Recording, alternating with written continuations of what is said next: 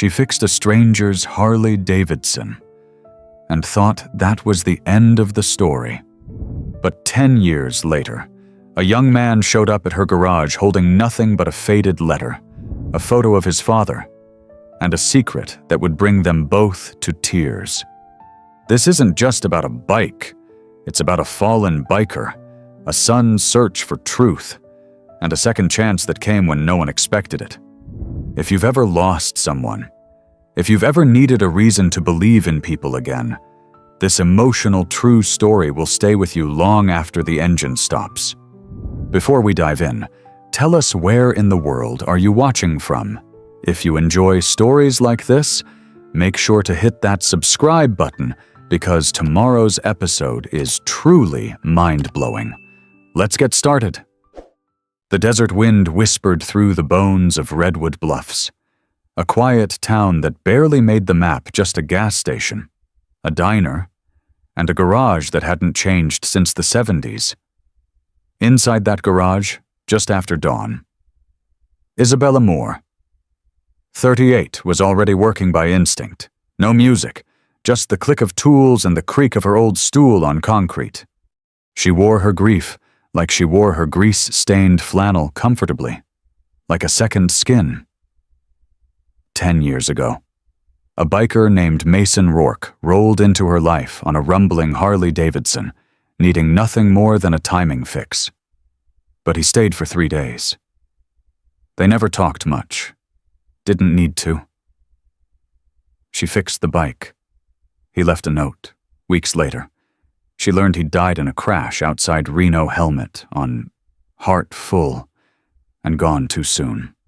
Since then, she'd kept the Harley, stored in the back of the garage under a tarp, untouched. She never explained why.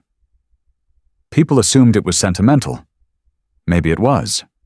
She whispered to it sometimes, "I wasn't ready to say goodbye," and she had no way of knowing. That one day, Mason's son would walk through her door with a secret that would change everything. It was nearly 10 years to the day since Mason Rourke left her garage and this world when Isabella Moore heard the jingle of the front bell on a windless Tuesday morning. She looked up from under the hood of a '97 Chevy, expecting the usual, a local needing an oil change, or maybe the UPS guy with a box of parts. But what stood in the doorway made her heart stutter.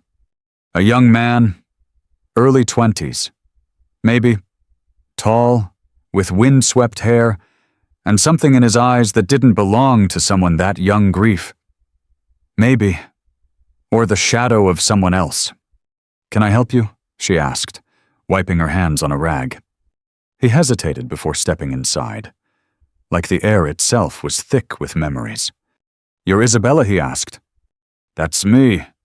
He nodded slowly, then pulled something from his backpack. A folded piece of paper, worn soft at the creases. He handed it to her with hands that trembled slightly. She unfolded it. It was a handwritten note, one she recognized instantly. "Thanks for fixing what everyone else gave up on. You didn't just fix the bike. You fixed me, Mason." Her breath caught. "I'm his son," the young man said. "My name's Leo Rourke." She stared at him. Same jawline, same quiet eyes, but younger, rawer, like a photograph that hadn't fully developed. "I didn't know he had a son," she whispered. Leo gave a sad smile. "Neither did he. My mom found out after he passed. She told me when I was old enough. Said if I ever wanted to know the kind of man my father really was, I'd find the answer in a garage somewhere in California." Isabella couldn't speak. The weight of his presence pulled everything quiet inside her. Leo glanced around. "She also told me he left something here. A bike." Isabella nodded slowly, wordlessly. She turned and led him toward the back of the garage. She hadn't touched it in nearly a decade, covered under a canvas tarp, parked like a monument behind the old lathe bench. The Harley sat, waiting, just as Mason had left it, and just as she'd preserved it. She pulled back the cover. The chrome still gleamed under the dust. Time had dulled the shine, but not the soul. Leo stepped closer, his hand trailing the edge of the tank like it might dissolve beneath his touch. This was his, he asked. She nodded. He wrote it in. I fixed the timing belt. He rode off. That was the last time I saw him. Leo's voice cracked. I never even heard his laugh, never saw him ride. But now I feel like I've known him my whole life. Silence lingered between them, heavy but welcome. Then he turned to her, eyes searching. He left something else. Not for me. For you. Isabella froze. What do you mean? Leo reached into his bag again and pulled out a small, leather-bound notebook. Faded, cracked at the spine. My mom kept it. Said it was his journal. She never read it. Neither did I. Until last week. He handed it to her. I think it was always meant for you. Isabella opened it slowly. The first page simply read, For the woman who saw me. Her hand shook. Page after page. His handwriting poured out memories, regrets, small sketches of road signs and sunrises, thoughts about life, about riding, and about her. I only knew her for 3 days. One page read, but she reminded me what peace felt like. She looked at me like I wasn't broken, like I still had time left to be something good. Tears welled in her eyes. She closed the journal and held it to her chest. Leo's voice was soft. He wasn't just a biker. He was trying to become a man I could be proud of. I think you helped him get there. She looked at the Harley, at the dust, at the years she'd spent pretending she'd moved on. Then she looked at Leo. Do you want to ride it? She asked. He blinked. I don't know how. She smiled through her tears. Then I'll teach you. The next morning, the garage smelled like fresh coffee, warm oil, and something harder to name possibility. Isabella stood beside Leo as he ran his hand gently over the Harley's handlebar again, more confidently now. He'd barely slept. Neither had she. After he left the night before, she sat in the back room and read every word of Mason's journal by the dim light of a desk lamp. It felt like speaking to a ghost who finally had time to say everything he couldn't in life. Leo was quiet too, but not in the same way as the night before. Something about him had shifted, like he had started collecting the broken pieces of a man he never got to know and begun fitting them together inside himself. All right, Isabella said, tossing him a pair of work gloves. You said you wanted to learn. First rule of riding, know what's underneath you. We're not just turning a key. We're waking up something that remembers more miles than you've walked. Leo smiled. So, we're doing this the old school way. She grinned. The only way. They spent the morning going over every piece of the Harley. Isabella walked him through the throttle response, the clutch feel, how to read the tension in the belt like a musician reads strings. Leo listened intently, absorbing everything like it mattered, which, to her, meant everything. They were just finishing a test run in the lot. Leo learning how to keep the bike upright and controlled when a tan SUV pulled up to the garage. A woman stepped out, mid-50s, poised. Her heels didn't belong in the dust, but her eyes were soft and searching. Leo froze when he saw her. Mom? Isabella's brows knit. This wasn't a planned visit. His mother approached slowly. I'm sorry. I didn't mean to interrupt.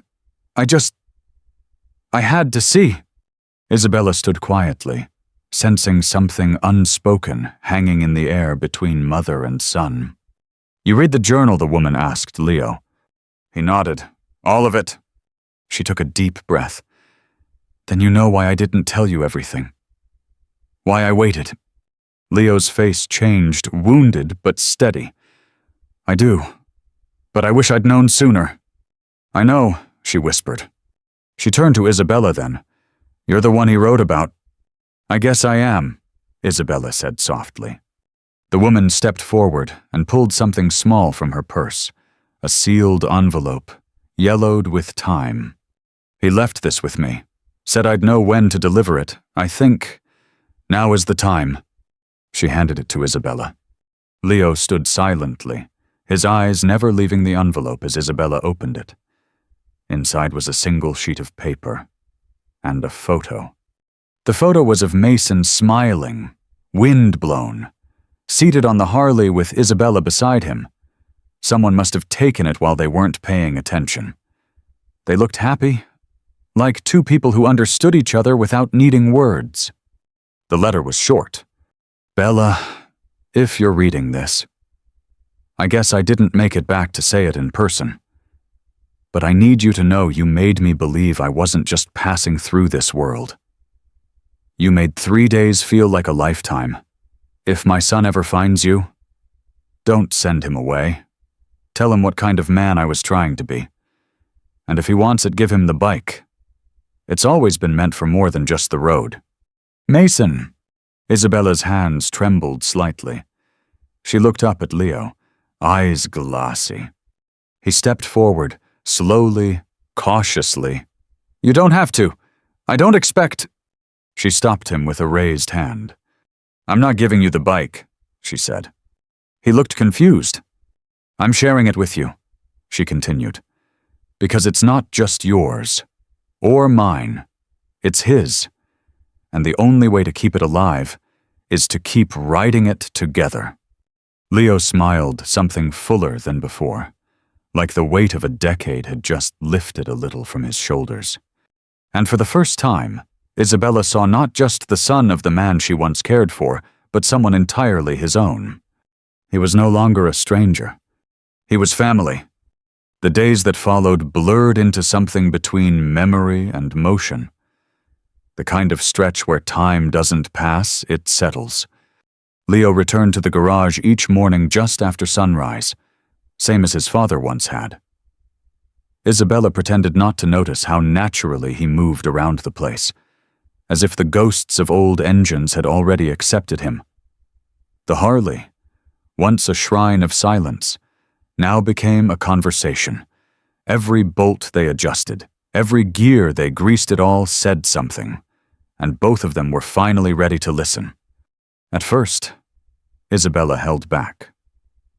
She caught herself watching Leo too closely, comparing the tilt of his head, the way his fingers hesitated over a socket wrench, how he squinted into sunlight like Mason used to. But she knew deep down this wasn't Mason. And that was the point. One morning, as Leo handed her a spark plug, he asked, "Do you ever think about selling this place?" She snorted. "Only every time the roof leaks." "I mean really selling it, leaving it all behind." She paused, the question hitting deeper than it should have. "I used to," she admitted. "After Mason died. I thought about shutting it down. Felt like the story ended." Leo looked around the shop. "Doesn't feel like it ended. Feels like it just paused." That stopped her cold. Later that afternoon, as they cleaned the chrome on the Harley's tank, Isabella finally asked, "Why now?" Leo glanced at her. "You said your mom told you years ago. Why come find me now?" He took a breath. Long, slow. "I didn't want to know him at first," he said. "I told myself he abandoned us, that he was just another lost soul on a bike. But when I turned 21, I started having dreams." "Dreams?" she asked. He nodded. "Not of him. Of the bike. Just the bike. Sitting still. Waiting. Like it was calling me." He wiped his hands on a rag, eyes distant. "I kept ignoring it, but it kept coming back. Same dream, same silence. Until one night, I woke up crying, and I realized I wasn't angry anymore. I was just empty." Isabella said nothing. She didn't have to. Leo continued. "So I booked a bus to California. All I had was his name, some old letters my mom gave me, and a hope that someone out there remembered him as more than a mistake. Isabella swallowed hard. He wasn't a mistake, she said. I know that now, Leo whispered. That evening, as the sun melted into the hills, Leo pulled the Harley out into the open lot. The engine roared to life, steadier now, louder. He didn't ride it, just stood beside it, one hand resting on the tank, like he was grounding himself in something real. Isabella leaned against the doorway of the garage, watching him. For the first time in years, she didn't feel haunted. She felt anchored. She realized something then. For a long time, she believed the past had locked her in, that her life had been reduced to turning wrenches and remembering someone who never had the chance to become more. But Leo wasn't the past. He was the bridge. The Harley wasn't a relic anymore. It was a vessel, a message left in metal and chrome. And Leo had delivered it. Later that night, she sat alone in her kitchen. Mason's journal open beside a half-finished cup of tea. A passage she'd missed before caught her eye, scribbled on the back page. I hope one day this bike finds its way back to her, and I hope she knows it was never just about the fix. It was about being seen, and maybe being forgiven. Isabella read it 3 times, then closed the journal slowly. She whispered into the quiet, I see you, Mason, and I forgive you. And for the first time in a decade, she truly meant it. It had been 3 weeks since Leo showed up at her door. And yet, to Isabella, it felt like the seasons had shifted, overnight. The Harley was now fully alive, restored not just with tools, but with truth. Leo could now ride it in small loops around the back lot, his balance improving, his grip firmer. But what impressed Isabella most wasn't how quickly he learned to ride, it was how deeply he wanted to understand the why behind every movement, every part. This isn't about horsepower, is it? He asked one evening. No, she said quietly. It's about memory and respect. But just as the warmth of new beginnings settled in, the knock on the garage door came. It was early, rainy. One of those mornings where the clouds seemed to be holding something back. Isabella opened the door to find a man in a military dress uniform, neatly pressed, with eyes that had seen too much. In his hand, a clipboard. Miss Moore, he asked gently. She nodded. I'm Sergeant Daniel Rivers, from the Department of Veteran Affairs. May I come in? She led him to the workbench, where Leo sat, polishing the rearview mirror. The sergeant looked at Leo for a long moment. You're Leo Rourke? Yes, Leo replied, puzzled. The sergeant nodded. I have something for you. It took a while to process, but it's finally ready. He handed Leo a sealed folder. Heavy, official. Leo opened it slowly. Inside was a series of documents, stamped and signed. At the top, final acknowledgement of posthumous commendation, Sergeant Mason Rourke. Bronze Star with Valor. Leo stared at the paper. What is this? He asked, voice barely above a whisper. The sergeant spoke gently. Your father wasn't just a biker. Leo. He was a decorated soldier. His unit was ambushed in Kandahar during a supply mission. He saved 3 lives that night before he was wounded. He returned to the U.S. shortly after. But the war never left him. He paused, looking between Leo and Isabella. He never told anyone, not even your mother. His records got buried in red tape and closed files. But after some recent efforts from a vet-run initiative in this area, his name finally came up. We wanted you to have this. He handed Leo a small wooden box. Inside was the medal. Heavy, brilliant, sacred. Leo didn't move. His eyes welled up with tears as he stared at it. He died alone. He whispered, on a highway.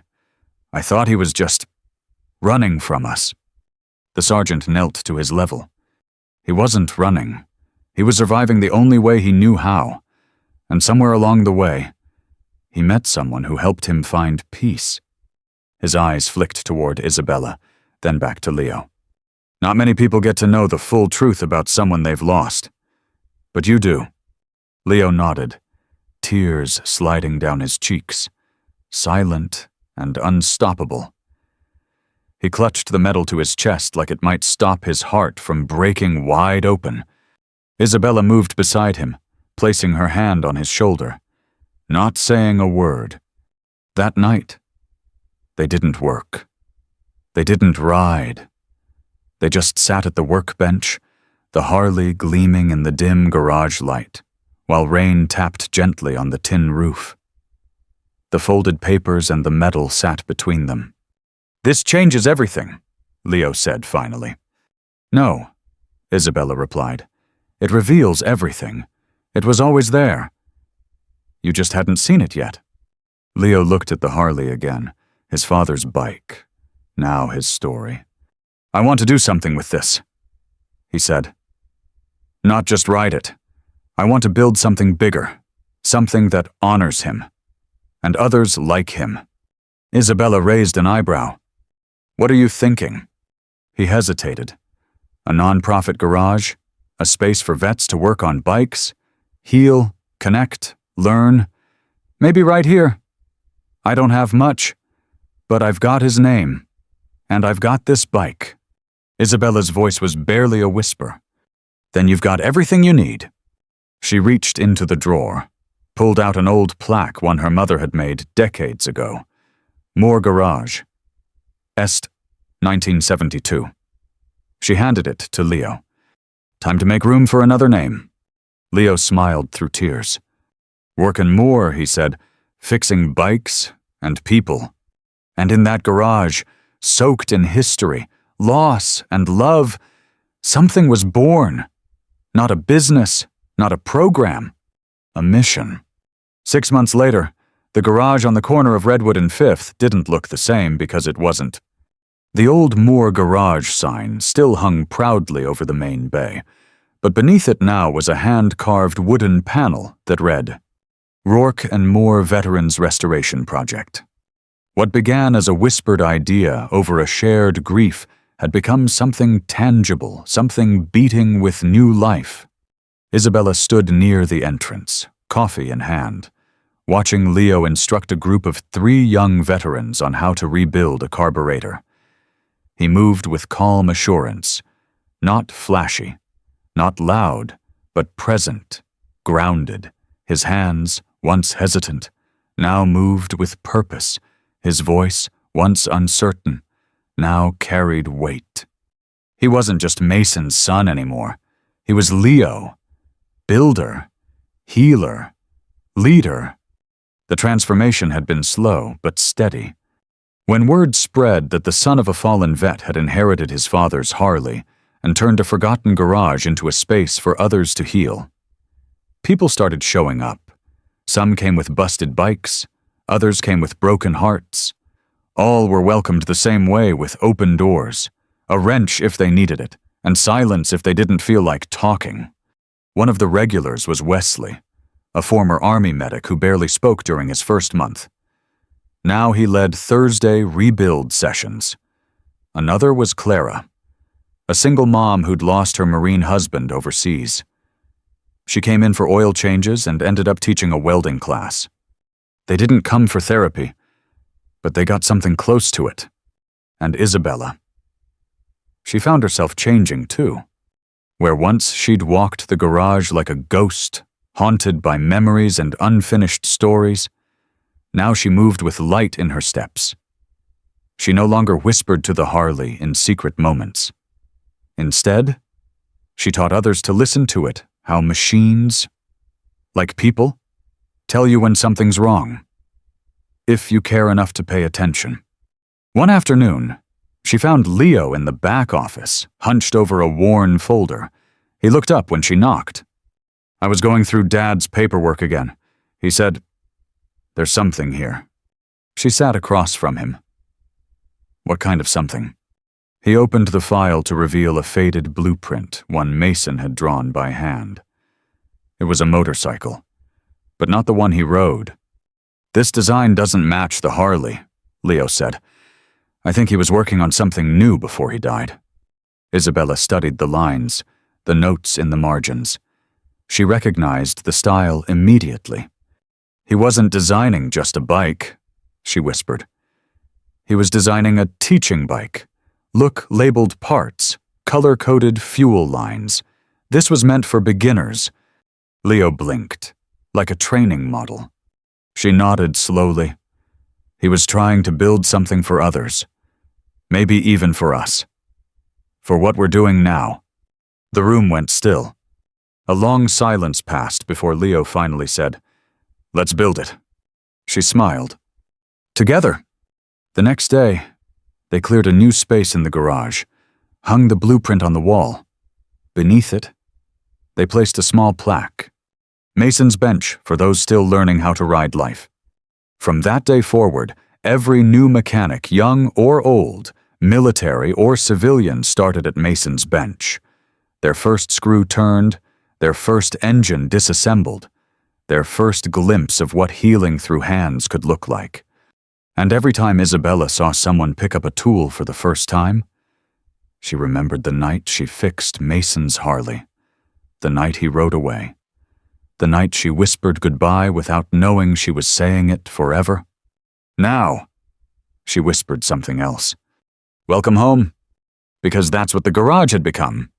Not a place where things were simply repaired, but a place where people were gently put back together.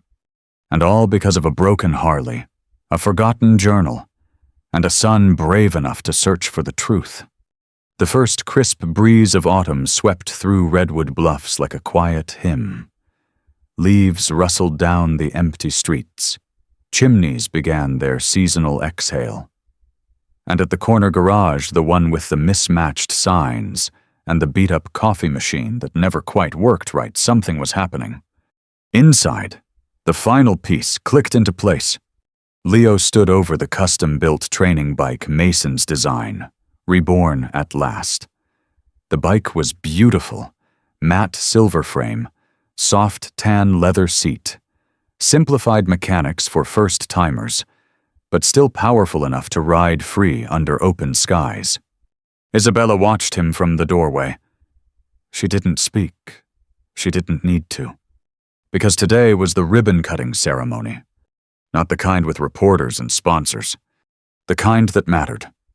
The kind where veterans, teens from the local high school, mechanics, and widows all stood shoulder to shoulder in mismatched jackets, wiping their hands on old rags and smiling like they knew a secret the rest of the world hadn't caught up to yet. In the center of the shop was the original Harley, the one Mason had ridden in on, fully restored, revered, a symbol. And now, beside it, stood the future. Leo stepped up, holding a small note card, but after glancing around at the familiar faces, he folded it and tucked it in his pocket. He cleared his throat. "I never knew my father growing up," he said. "For most of my life, he was just a name, a picture in a drawer, a road story that ended too early." He looked at Isabella. "Until I came here." His voice caught. "I came looking for a bike. I found a home." The crowd was quiet, listening, feeling. Leo continued. "This place gave me something I didn't even know I was missing. A second chance not just at riding, but at understanding. My father wasn't perfect.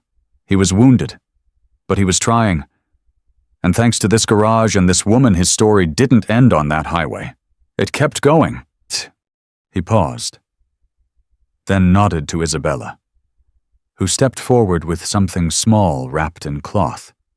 She unwrapped it gently, Mason's dog tags. The crowd held their breath. She turned to Leo. "I've been keeping these. I wasn't ready to let go. But now, they're home." He took them with trembling fingers, holding them to his chest. The silence that followed was deeper than stillness. It was reverence. Then, softly, the first applause began. Not loud, not for show, Just honest hands meeting in the air to say, yes. We see you. We feel this. We believe in what you've built. Afterward, people lingered. No one wanted to leave. The Harley roared to life once, just so folks could hear it purr. The training bike was wheeled forward by a young woman named Renee, a recent widow who'd found comfort learning to weld her late husband's Triumph back together. "Feels like something holy's in here," she whispered to Isabella. Isabella smiled. "Maybe it is." Later, when the sun dipped low and painted the sky in bruised orange and gold, Leo found her sitting alone on the workbench, looking at the empty bay. "I think he'd be proud," he said. She looked up, tears quietly shining in her eyes. "He is," she replied. He sat beside her. "You ever think you'd get this far?" She chuckled. "I thought I'd die under a car one day, cursing a rusted bolt. Never saw this coming." Leo leaned back, looking up at the string lights overhead, now gently flickering as dusk rolled in. "You gave me more than a bike," he said. "You gave me my father back." She turned to him, voice thick. "No, Leo, you gave me something, a reason to keep going." They sat in silence, listening to the ticking of cooling engines and the fading echoes of laughter. And as the wind moved through the trees outside, Isabella reached into her pocket and pulled out something small. A key. "What's that?" Leo asked. She held it out. "To the shop," she said. "For the next time I'm not here. You're part of this now." Leo stared at it, then took it, slowly, with shaking fingers, with everything it meant. Because this wasn't just a place anymore. It was a legacy. And it was only just beginning. Sometimes healing doesn't begin in hospitals or therapy rooms. It begins in places like old garages, with the sound of a wrench turning, the smell of grease, and the kindness of someone who decides to listen. Isabella didn't change the world with speeches. She changed it with compassion. By fixing a broken motorcycle, she unknowingly kept alive a piece of a man who thought he had nothing left to offer. Years later, that single act echoed back into her life in the form of a young man carrying his father's name and a truth that had been buried in silence. This story reminds us that when we choose to see someone really see them, we can rewrite the ending to a story they thought was over. Kindness leaves ripples that travel farther than we'll ever know. And sometimes, the thing we repair ends up repairing us right back. The end.